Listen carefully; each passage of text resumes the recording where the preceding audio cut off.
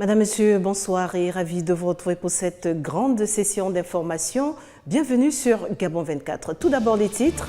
Séjour new-yorkais au petit trot pour le chef de l'État Ali Bongo Ondimba après son intervention de la veille au Bloomberg Global Forum axé sur la thématique changement climatique, migration de masse et mutation de l'économie ce jeudi devant plus de 150 dirigeants du monde. Réuni au siège des Nations Unies, le numéro 1 gabonais s'est exprimé sur la priorité de l'être humain, paix et vie décente pour tous sur une planète préservée. À Madagascar, deux sœurs siamoises séparées grâce à la dextérité des chirurgiens, une première réussite officielle selon le ministère de la Santé du pays. Au Royaume-Uni, alors que les négociations sur les termes du Brexit continuent de diviser Londres et Bruxelles, les expatriés plient bagages et un entrepreneur pélonnais met à leur disposition un site internet pour les aider à rebondir ailleurs. Voilà pour le fil conducteur de cette session. Madame, Monsieur, voici votre journal. Et nous commençons par la page Gabon. Je vous l'annonçais à l'instant, le président de la République, son Excellence Ali Bongo Ondimba, a pris la parole ce jeudi devant plus de 150 dirigeants du monde réunis au siège de l'ONU, placés sous le thème « Priorité à l'être humain, paix et vie décente pour tous sur une planète préservée ». Ce grand rendez-vous planétaire est consacré à l'adoption de l'agenda de développement durable et la mise en œuvre de ses 17 objectifs à l'horizon 2030. Suivons un extrait de ce discours. Le thème du débat général de la présente session, priorité à l'être humain, paix et vie décente pour tous sur une planète préservée, est au cœur même de nos priorités. Ce thème rappelle à chacun d'entre nous la place que l'homme doit occuper dans nos actions respectives et l'obligation qui nous incombe de concilier le développement, la paix durable à la préservation de l'environnement pour les générations actuelles et à venir. Il nous revient donc à tous d'agir afin de façonner une humanité où, pour chaque personne, la vie décente sera une évidence. À propos de la paix, il s'agit, avec la sécurité, de préalables nécessaires au développement de l'Afrique et de mon pays. À cet égard, l'Afrique continuant à concentrer l'essentiel du travail du Conseil de sécurité, mon pays réitère ici son adhésion à la position africaine en faveur d'une présence permanente de l'Afrique au Conseil de sécurité.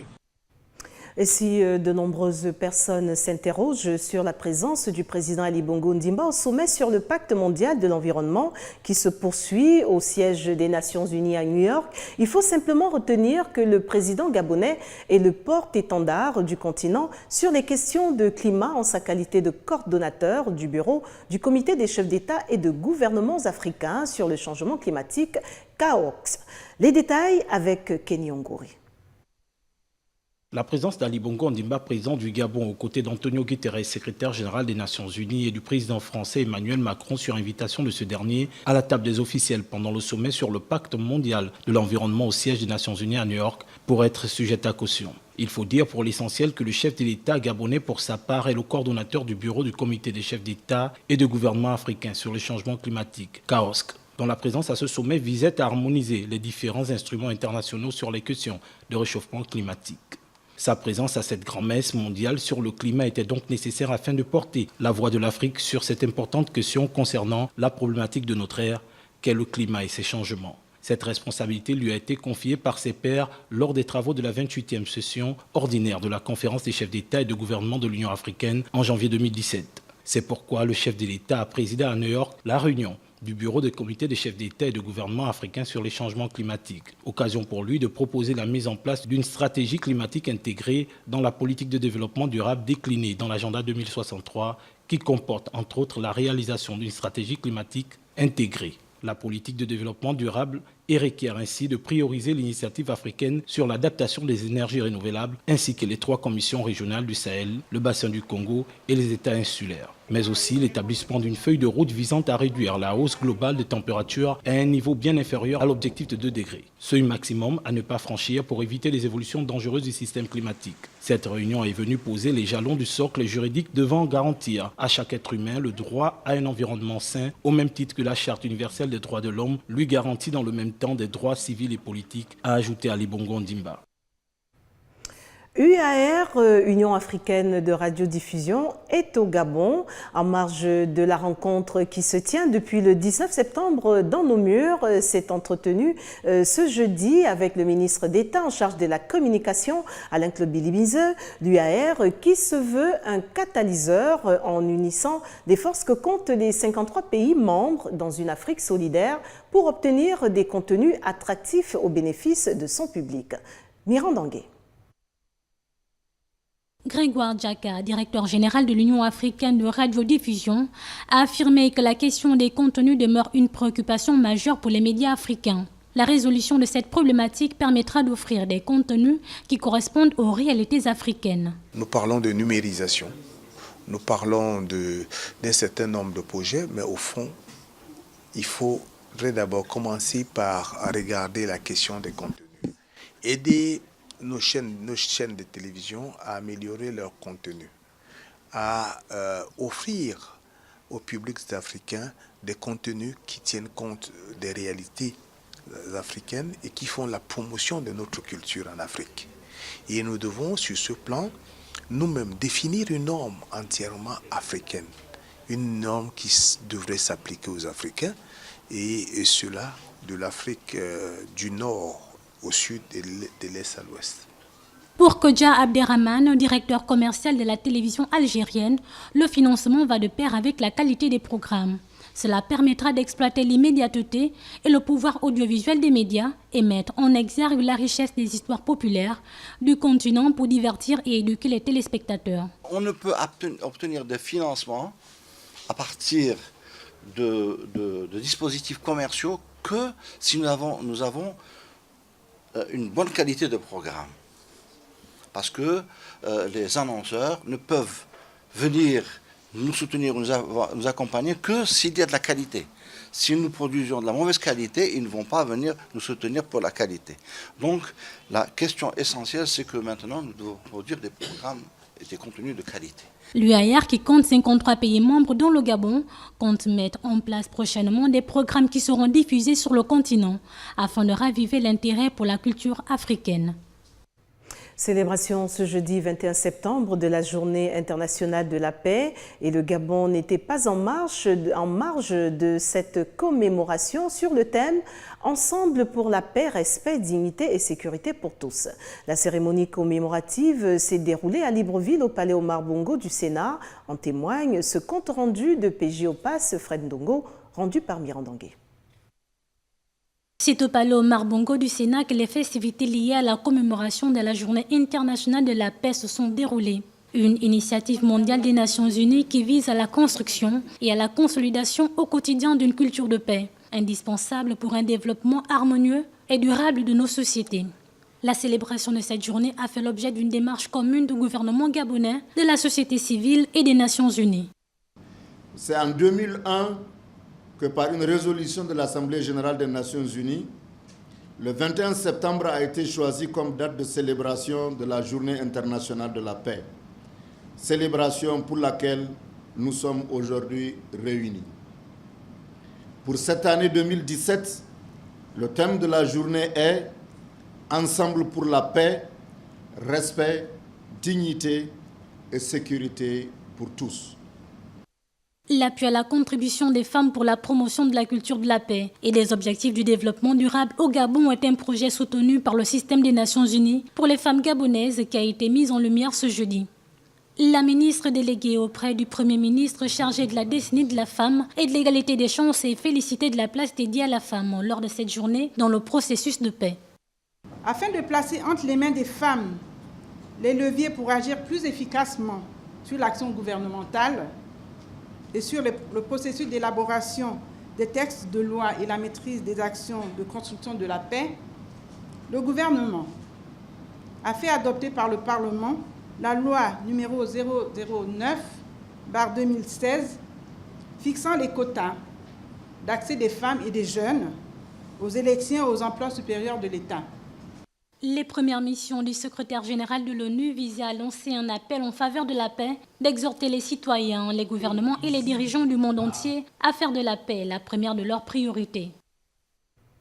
Universal Peace Federation, la Fédération pour la paix universelle et l'Assemblée générale du Gabon ont procédé ce jeudi à un lancement officiel de l'Association internationale des parlementaires pour la paix, événement qui s'est tenu ce jeudi au Palais Léomba de Libreville en présence de nos reporters Gabriel Ratanga, Bertin Osaga. Le réseau national de l'Association internationale des parlementaires pour la paix est désormais effectif. Le bureau devant conduire ce projet est connu et constitué des membres du Parlement.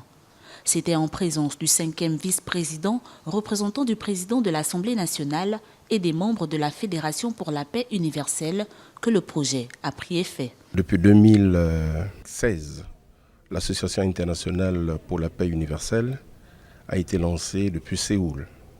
Et un bon nombre de pays où nous sommes représentés, où il y a des parlements, ont déjà mis en place ce réseau qui ne constitue que la crème des parlementaires, donc sénateurs, députés. Aujourd'hui, nous lançons au Gabon.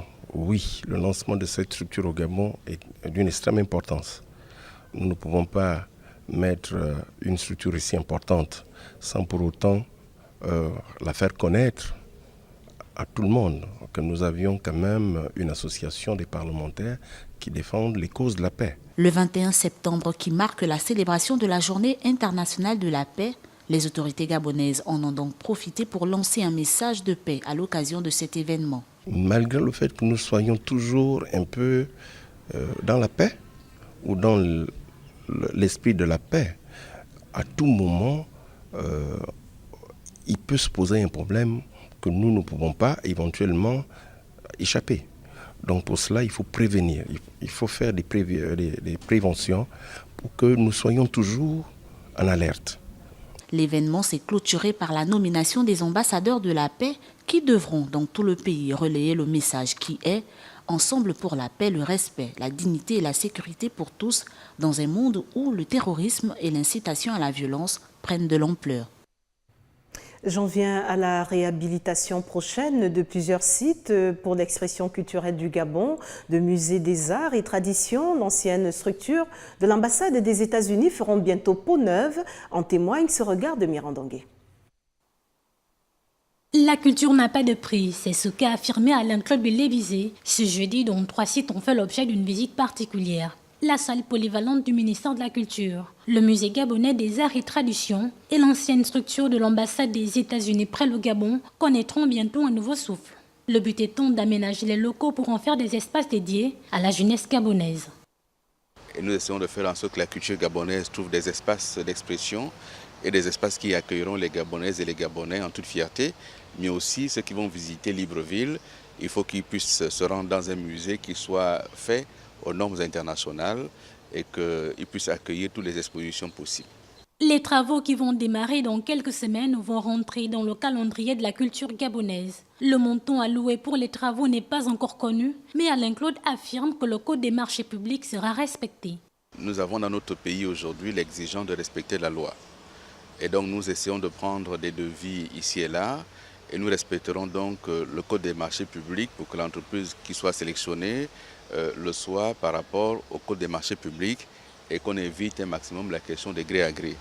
Donc ce que nous faisons seulement, c'est de demander quelques devis pour regarder les évaluations, les lignes budgétaires dont nous disposerons et pouvoir ensuite faire un appel d'offres pour sélectionner 1 ou 2 entreprises en fonction des devis des uns et des autres.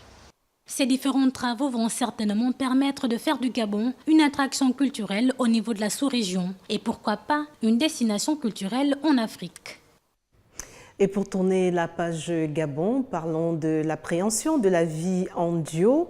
Vivre à deux, se mettre en ménage ou en couple, cela attire certains jeunes, parfois même, alors qu'ils ne savent pas encore ce qu'ils feront de leur vie. Le point de vue de certains sur la question recueillie par Loïs Obian et rendue par Mirandangué. Vivre à deux. L'idée est belle dans les têtes ou sur un papier, surtout quand on est jeune. Aimer un homme ou une femme d'une autre culture ou d'une autre région est une chose. Une autre en est de vivre en couple. Certaines personnes appréhendent plutôt bien le fait de vivre en couple. Vivre à deux, pour moi, c'est quelque chose d'envisageable avec ma petite amie. La plupart des jeunes aujourd'hui ne pensent pas vraiment à ce genre de choses, quoi. Pour d'autres, vivre en couple, c'est découvrir et partager son quotidien. Et encore un mystère, car des obstacles peuvent néanmoins se dresser sur le parcours. On aura peut-être des points de vue différents sur certaines choses. Moi, je suis femme, par exemple. Si sa famille n'aime pas, par exemple, les femmes, et que nous, quelque part, on s'aime, on sera obligé d'aller faire un mariage contre tous. Comme je suis encore jeune pour l'instant, ça ne me fait pas peur. J'attends de voir ce que l'avenir me réserve. Avant de lever les voiles, mieux vaut avoir pris le temps de fixer un cap et vérifier que l'on est d'accord sur un même projet de vie. Si à la découverte des paradigmes qui sont parfois des freins, aussi bien personnels que collectifs, on n'arrive pas à répondre aux attentes ou aux demandes de l'autre partie, on freine et on fuit la relation. Lorsqu'on base sa vie ou son futur sur la réalité ou sur le respect, il y a vérité. On n'a pas peur de s'engager, on n'a pas peur d'aller vers l'inconnu, on n'a pas peur de se laisser découvrir et de découvrir. Vivre seul alors qu'on est en âge de se marier est une entorse à la nature. Cela nécessite toutefois un accompagnement avant tout engagement.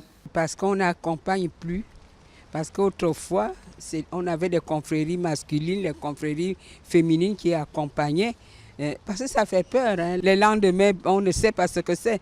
Mais quand on est préparé psychologiquement à affronter le futur, tout le monde n'est pas apte à affronter cette réalité-là. Mais il faudrait qu'on revienne à nos meilleurs sentiments. Place aux actualités en Afrique, tout d'abord en RDC, et selon un bilan provisoire officiel, 12 personnes sont mortes et 92 autres sont portées disparues après l'inondation de 2 villages de l'Est de la République démocratique du Congo dans la nuit de mardi à mercredi. Et la République démocratique du Congo a connu dans le passé d'autres catastrophes naturelles meurtrières provoquées par des pluies diluviennes. En mai 2010, une coulée de boue avait traversé le village de Kibiriga dans l'est du pays, faisant 19 morts et 27 disparus. Direction le Soudan, le président soudanais Omar El-Béchir a pressé ce mercredi les habitants du Darfour, région en proie à un conflit meurtrier depuis des années, de rendre leurs armes volontairement. Les détails avec Svetlana Gadis-Maganga. Omar El-Béchir, président du Soudan, presse les citoyens du Darfour de rendre leurs armes. Le président soudanais est recherché par la Cour pénale internationale pour répondre d'accusations de génocide et de crimes de guerre au Darfour. Nous allons commencer par un ramassage volontaire des armes pendant un certain temps avant de faire un ramassage forcé. Mais même avec cette première étape du ramassage volontaire, nous avons empêché toute force gouvernementale d'avoir des armes à moins d'être en service. Le conflit dans cette région avait éclaté en 2003 quand les insurgés, issus de minorités ethniques, avaient pris les armes contre le pouvoir de Khartoum aux mains de la majorité arabe, affirmant être marginalisés. Les autorités veulent récupérer les armes détenues par des tribus du Darfour, y compris celles qui ont agi aux côtés des forces gouvernementales. La collecte des armes nous rassure, nous les citoyens en général, parce que ça apporte de la stabilité. Je ne veux pas d'armes ici, je veux la sécurité des gens. De son côté, le gouverneur du Darfour Sud, Adama Al-Faki, a estimé que les résultats de la collecte étaient encourageants. Et puis, je vous l'annonçais en titre, à Madagascar, une équipe de chirurgiens d'Antananarivo est parvenue, dis-je bien, la semaine dernière à séparer 2 sœurs siamoises, la première opération de ce type officiellement couronnée de succès dans le pays, a-t-on appris ce mardi auprès du ministère de la Santé. Dorothée Nyama s'en fait l'écho. Mithia et Fitia, âgées de 5 mois, 2 sœurs siamoises, étaient collées par le ventre et le bas du thorax, Mais voilà, une équipe de chirurgiens malgaches a réussi l'exploit de les séparer. Une opération délicate, mais réussie. L'intervention, ça s'est très bien passé. C'était un peu compliqué, mais ça s'est très bien passé. En fait, le temps le plus difficile, c'était au moment de la séparation du foie et au moment de la séparation du thorax aussi. Et après, pour la fermeture de l'abdomen, parce qu'il y avait une grosse perte de substance, donc on a dû utiliser une technique assez complexe de chirurgie plastique pour pouvoir fermer l'abdomen de façon correcte. En 2009, une équipe médicale de Madagascar était parvenue à séparer avec succès deux frères siamois malgaches. Mais faute d'équipement performant sur la grande île, l'intervention avait été réalisée dans un hôpital parisien. Les médecins malgaches sont compétents. La plupart de ces médecins malgaches, ils étaient formés en partie en France. Donc ce sont des gens qualifiés et qui ont beaucoup d'expérience parce qu'en matière de médecine, c'est l'expérience la plus importante. Le ministère de la Santé s'est réjoui du succès obtenu en insistant sur les économies réalisées grâce à une intervention sur place. Selon la même source, une telle opération est facturée 100 000 € à l'étranger. J'en viens à cette brève pour ouvrir la page Monde et c'est en France. Elle aurait eu 95 ans le 21 octobre prochain, héritière du géant L'Oréal. Et la femme la plus riche du monde, Liliane Bettencourt, est décédée ce jeudi à son domicile, laissant derrière elle un empire des cosmétiques.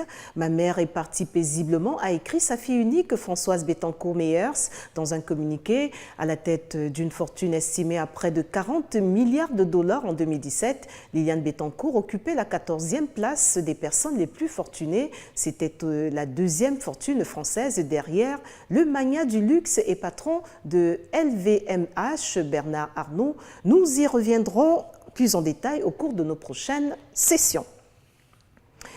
Et nous restons en France pour parler cette fois à l'occasion de la journée mondiale de lutte contre la maladie d'Alzheimer, focus sur une nouvelle technique de recherche médicale, l'intelligence artificielle. À l'IMC, l'Institut du cerveau et de la moelle épinière, les chercheurs sont des ingénieurs informaticiens. Leur mission, programmer des ordinateurs à l'aide de l'algorithme avec pour objectif de prédire le développement de la maladie chez les patients pour anticiper les traitements. Regardez. Vous ne maîtrisez pas ce langage, c'est normal. Voici à quoi ressemble du codage informatique. Ce mathématicien spécialiste des données en neuroimagerie dirige une équipe capable de programmer un ordinateur pour comparer une multitude de données biologiques de patients en un temps record. Et cette intelligence artificielle est utilisée pour diagnostiquer plus tôt la maladie d'Alzheimer. On va être capable de déterminer des indices et de dire parmi les sujets précédents, celui-ci, il a le plus de chances, par exemple, de développer une maladie dans 6 mois ou dans 1 an, ou dans 18 mois. Chose qu'aujourd'hui, dans les stades précoces de la maladie d'Alzheimer, les neurologues n'arrivent pas à faire parce que les indices sont trop fins, sont trop subtils, et il y a plein finalement d'explications possibles de ces symptômes. Et grâce à l'informatique et aux outils d'intelligence artificielle, on décuple les capacités d'analyse et d'observation qu'on n'a jamais pu les avoir auparavant dans l'histoire de la médecine. Cet institut français figure parmi l'un des premiers au monde à explorer ces techniques d'intelligence artificielle pour donner un coup d'accélérateur à la recherche médicale. Et ce neurologue en est convaincu, ces nouveaux outils transformeront la prise en charge des maladies neurologiques. Elles vont permettre d'identifier de façon beaucoup plus fiable et robuste les facteurs de risque qui induisent ces maladies neurodégénératives. Et donc, pourquoi pas envisager, grâce à ces approches d'intelligence artificielle, une médecine personnalisée, à la fois à titre préventif, mais également à titre curatif. Un diagnostic plus rapide et plus précis pour commencer les traitements plus tôt. Les équipes de chercheurs espèrent que cette technique révolutionnaire permettra de sauver des patients d'ici 5 à 10 ans. La chancelière allemande Angela Merkel brigue un 4e mandat et sa popularité est de nouveau à flot après un passage à vide en 2015 en raison de sa généreuse politique d'accueil des réfugiés. C'est la chancelière indéboulonnable, respectée par les dirigeants étrangers et appréciée des Allemands. Angela Merkel a surmonté la crise des réfugiés qui avait pourtant mis sa popularité à rude épreuve après qu'elle ait décidé d'ouvrir les portes de l'Allemagne à plusieurs centaines de milliers de Syriens et d'Irakiens en 2015. Une décision historique en Europe. Ce que nous vivons est quelque chose qui va continuer de nous occuper dans les années à venir, nous changer. Et nous voulons que le changement soit positif et nous pensons que nous pouvons y arriver. Pour regagner une partie de la confiance des électeurs, Angela Merkel a dû adopter un ton plus ferme sur l'immigration. Son parti, la CDU, est désormais crédité d'environ 36% des voix contre 23% pour le SPD de Martin Schulz. Angela Merkel, à qui on a souvent reproché de tergiverser sur les sujets sensibles, veut faire barrage à l'extrême droite. La fille de pasteur qui a grandi en Allemagne communiste a été surprise par les réactions de ses concitoyens à l'égard des migrants. Plus discrète qu'Helmut Kohl, plus consensuelle que Gerhard Schröder, Angela Merkel, physicienne de formation, a construit sa carrière politique patiemment. À la chute du mur de Berlin, elle commence à militer à la CDU, un parti d'hommes conservateurs dont elle va prendre la tête en 2000. Élue chancelière en 2005, 2009 et 2013, elle brigue désormais un 4e mandat pour faire barrage à la montée du populisme. Souvent moquée pour son style vestimentaire invariablement composé de tailleurs-pantalons, la femme la plus puissante du monde, comme l'a consacré 11 fois le magazine Forbes, est connue pour la simplicité de ses goûts. Opéra et randonnée avec son mari sont ses activités favorites. On peut même l'apercevoir régulièrement en train de faire ses courses dans les supermarchés de Berlin. Direction le Royaume-Uni est telle qu'annoncée à l'entame, alors que les négociations sur les termes du Brexit continuent de diviser Londres et Bruxelles. Les citoyens européens au Royaume-Uni font face à l'incertitude. Certains d'entre eux ont d'ores et déjà décidé de quitter le pays et un entrepreneur polonais a même mis à point un site internet pour les aider à rebondir ailleurs dans l'Union européenne. Le reportage.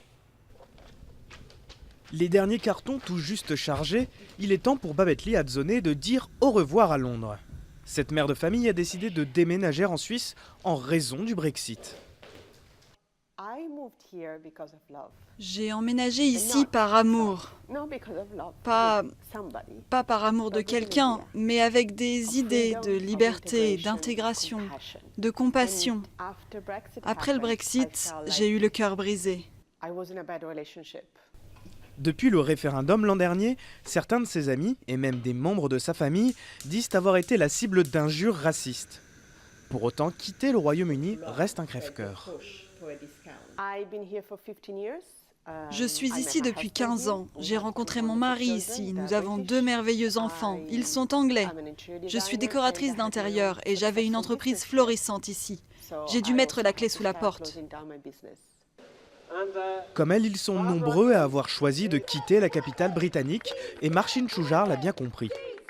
Ce trader polonais en a profité pour lancer Expat Exit, une plateforme qui permet aux travailleurs de l'UE installés au Royaume-Uni de poursuivre leur carrière sur le continent.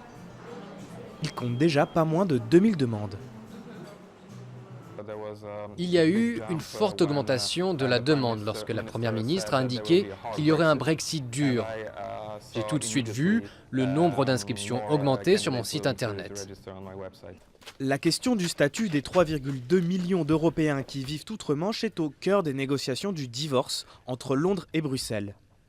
Mais comme Babetli, certains ont déjà pris leur décision. Selon l'Office national des statistiques britanniques, pas moins de 122 000 Européens ont quitté le pays entre avril 2016 et mars 2017, du jamais vu depuis 9 ans. Cap sur le Mexique où, selon une annonce gouvernementale de ce mercredi, au moins 248 personnes ont péri dans le violent séisme qui a secoué mardi le centre du pays, parmi lesquels 21 enfants dans l'effondrement de leur école dans la capitale.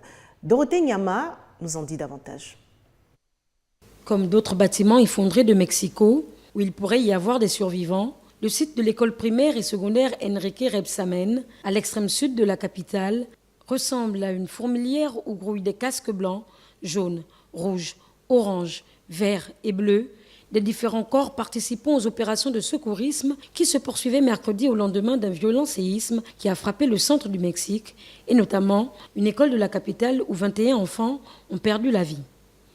C'est un travail qui est presque artisanal, effectué à la main avec un burin, un marteau, une scie. On ne peut pas utiliser de machine, parce qu'avec une machine, vous pouvez provoquer la chute des plaques et causer quelque chose de très sérieux. Une catastrophe dramatique pour le Mexique dont le numéro 1, le président Enrique Peña Nieto, a tenu à visiter les zones affectées par le tremblement de terre où il a pu constater l'ampleur des dégâts.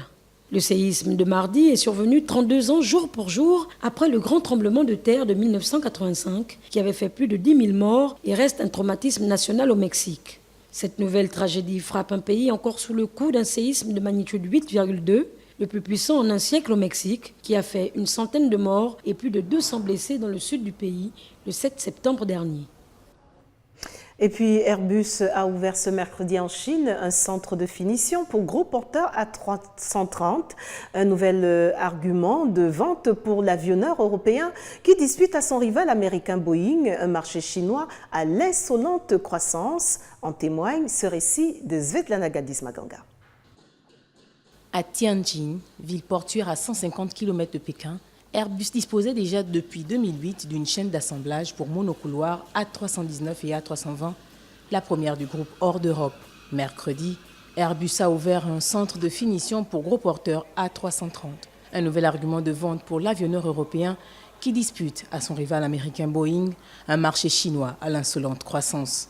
L'occasion d'une inauguration en grande pompe par le directeur général délégué d'Airbus, Fabrice Brégier, aux côtés des dirigeants du constructeur aéronautique Avic, partenaire chinois de l'avionneur européen à Tianjin.